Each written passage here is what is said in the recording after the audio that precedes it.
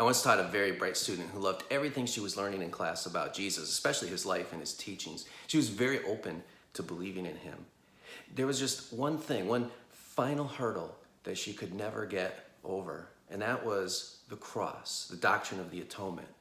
The doctrine of the atonement, which is a central doctrine or teaching of Christian faith, essentially says that Jesus had to die in our place in order to save us from our sins. It's what God's justice required in order for him to be able to forgive us. It's the only way that God could reconcile his justice with his mercy. As far as I know, this former student never was able to believe in Jesus simply because she found this doctrine too absurd to accept.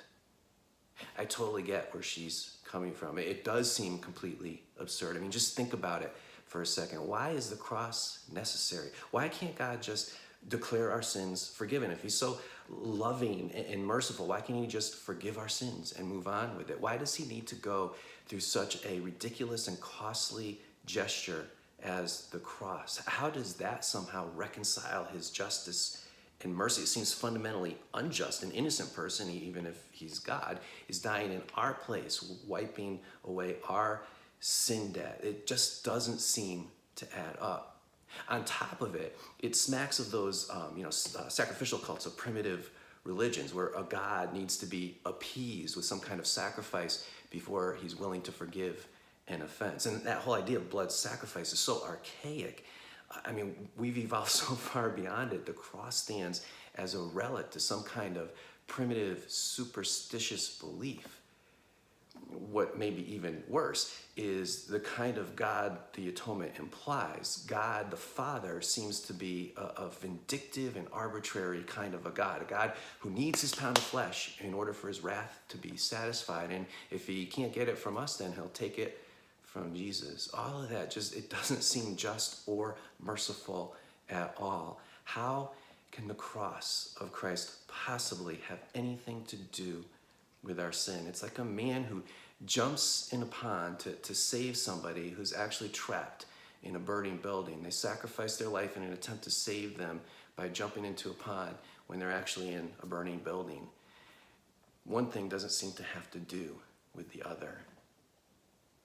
So how is it that somebody like me, a skeptic who needs to see the logic to believe, can accept such a seemingly absurd doctrine? It's simple: the resurrection.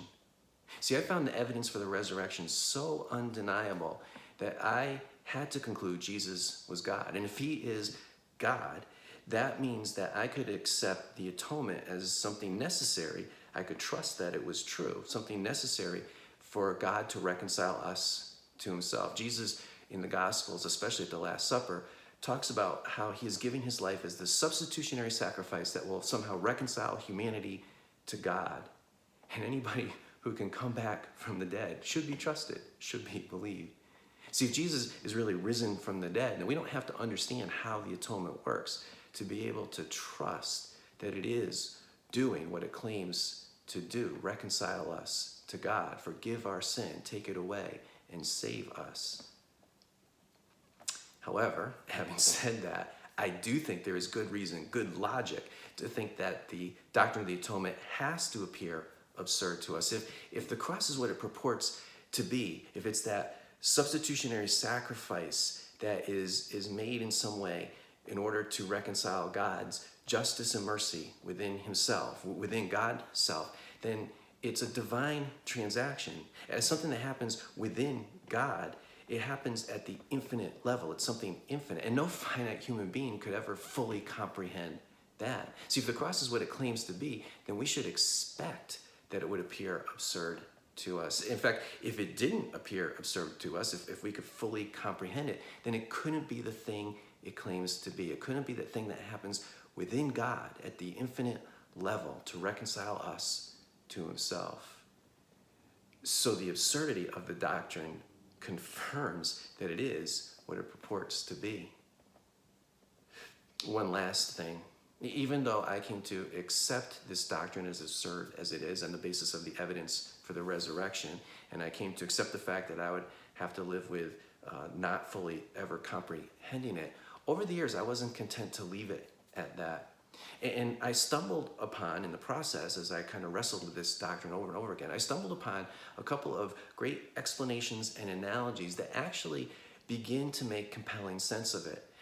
While they can't fully explain it, help to fully comprehend it, and what's going on at the level of the heart of this, at the level of divine transaction, what these explanations and analogies do is show how the atonement is absolutely necessary.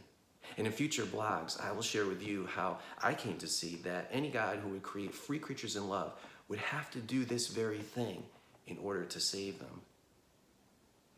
While human reason would never guess it, the atonement, once revealed, betrays a higher rationality. It begins to make profound sense.